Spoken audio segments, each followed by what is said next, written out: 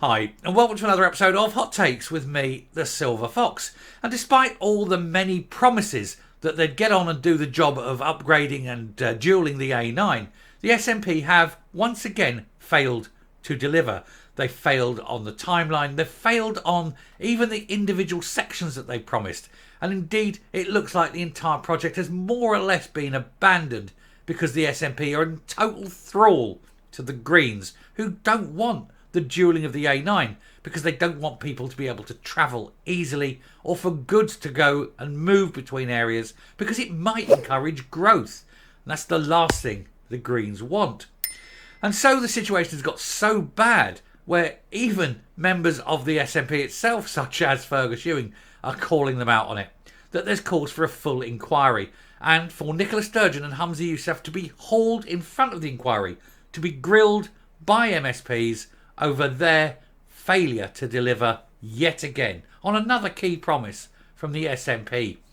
It's almost as though they're deliberately setting out to cause carnage and mayhem.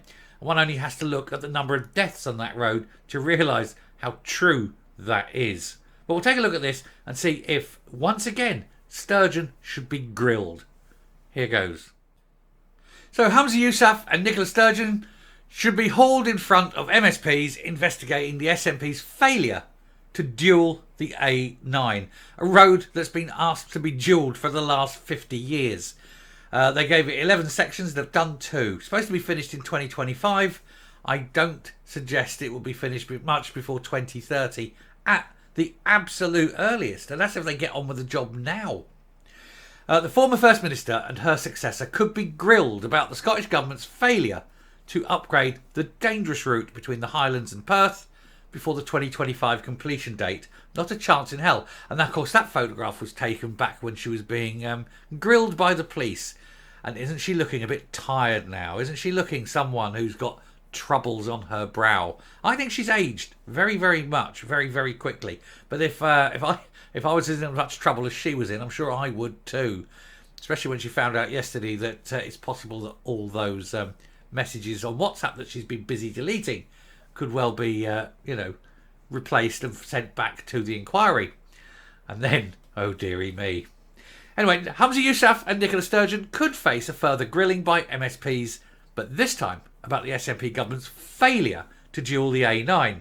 The Nationalists' promise to upgrade the dangerous route between Perth and the Highlands by 2025 was broken this year, with no new timetable set for this to happen. As I say, it won't, it's going to be unlikely until maybe 2025. 2030, rather. At the very, very earliest. I mean, could even be later than that. I mean, we're looking basically 6 years. 6 years to do it. It's not looking good. Even then, surely it can't be that hard. Anyway, it's led to widespread anger in the north and northeast of Scotland, and a Holyrood committee has been asked to investigate how it went wrong.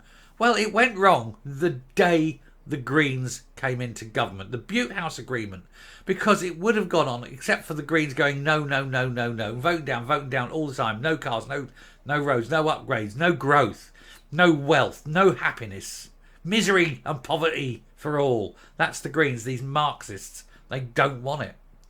Anyway, already the Scottish Parliament's Citizen Participation and Public Petitions Committee have heard explosive evidence from former Government Infrastructure Secretary Alex Neil.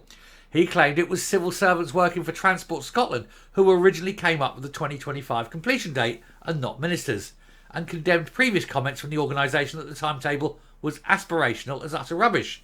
He urged the committee to officially ask for documentation from 2012 to prove this point. Yeah, I mean, and if the supposed experts were saying, oh no, 2025 is achievable, what you'd actually be looking at is 2023 is achievable, but you give them a 2025 date because there's always delays.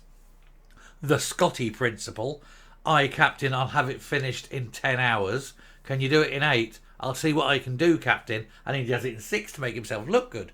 And that's what happens here. So you'd probably be able to do it by 2023, say 2025, so you can finish early and under budget. Blah, blah, blah. But of course, then the Greens come in and that's the end of it. It's done, dusted and wiped because the Greens do not want anything to increase the ease of life for people. Anyway, It has now been confirmed by the Scottish Government that they're seeking evidence from a number of former SNP big hitters, asking them to either appear in person or provide written statements. This includes the current and former First Minister, along with Keith Brown, Michael Matheson, Paul Wheelhouse, and shamed ex-Finance Secretary Derek Mackay.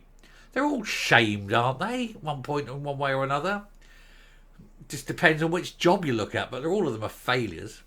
Anyway, the committee has yet to issue a letter to Mr Mackay, who was forced to resign in shame in 2020 for pestering a 16-year-old teenage boys.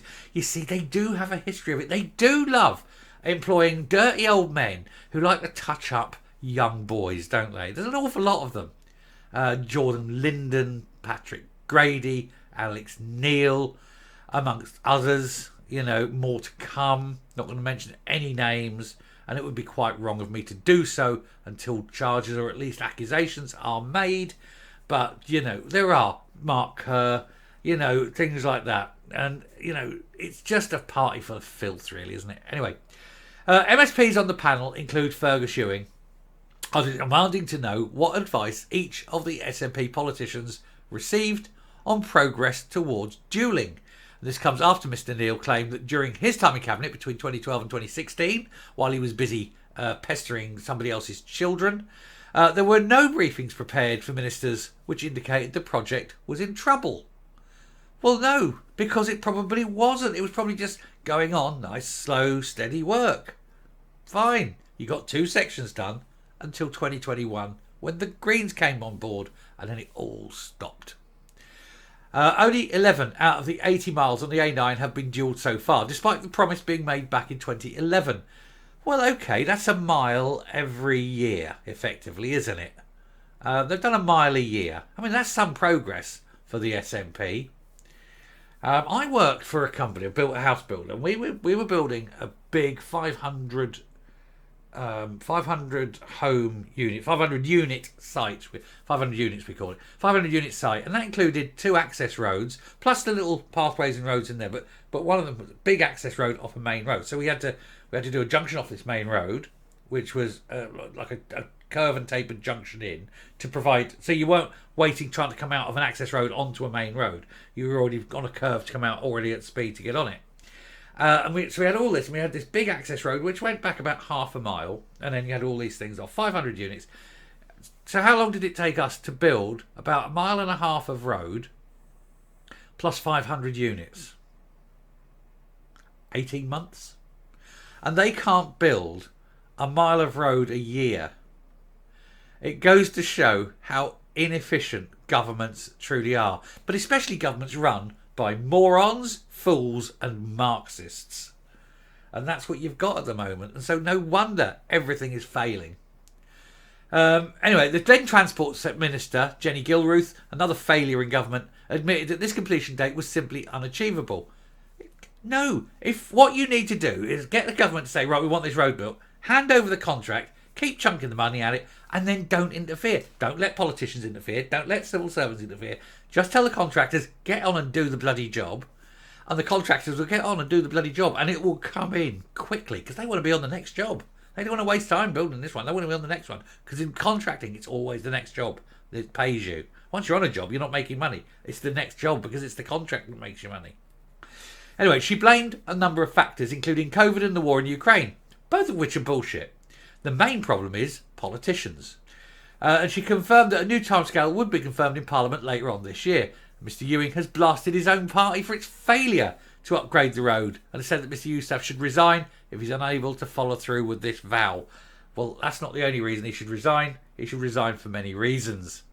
Mr Neil's evidence to the committee, he said that detailed planning for the completion of dualling the work was prepared by Transport Scotland officials in 2012, with MSPs now requesting a copy of this plan. Jackson Carlaw, the Conservative MP who chairs the committee, said following the evidence from Alex Neil, we've already heard that finishing the A9 dualling project 25 years late is unacceptable, and it's clear that lessons need to be learned. Yeah, the main lessons are, don't employ people who like touching up children, Mr Neil. Don't let politicians get involved with the day-to-day running of any project, and just make sure that everyone stands clear and lets contractors get on and do the bloody job, and never go into partnership with Marxists. If you can deal with that, you can deal with anything. Anyway, I'm going to round up and come up. Touchy-feely boys. SNP's full of them. There most definitely needs to be an inquiry, and they most definitely need to have Humza Yousaf and Nicola Sturgeon and everyone involved up there and grilled. And we need to change the rules. And when people make announcements, there has to be failure metrics, and you have to guarantee that these ministers that announce them announce failure metrics on the way. And if things fail, then the civil servants and the ministers themselves must be punished. Civil servants must lose their job, and ministers must be cast out and never to stand as parliamentarians or representatives again, because you cannot have serially failing in many different jobs. You know, failed in health, move him to education, failed in education, move her to transport, and so forth like that. Now, if you fail and you're out. It's simple. It's the old thing, it's called filth. You got it in the City of London, which is failed in London, try Hong Kong. And basically, the Hong Kong brokers who used to be in London are all the ones that went to London broker firms, failed, and went to Hong Kong because it was easier to make money. And that's how that worked. But, you know, in government, they don't move you. They move you, but they don't move you to Hong Kong. They just go, right, try education, you fail there. Let's move you on transport, fail there. Oh, you fell 3 times. Hey, we'll give you health. And if you fail at health, you can become First Minister. I mean, that's generally the rule in the SNP. When you fail at every department, you get the Grand Slam of fails, you become First Minister. Look at Humza. Never succeeded in anything. Marvellous. And now he's failing as FM. Marvellous. As I say, what a way to run a country. Anyway, I'll stop there. Thank you very much for watching. Do hope it's been amusing. Do hope you've enjoyed it. Do hope you've hit that subscribe button and the like. And I will see you later. Bye.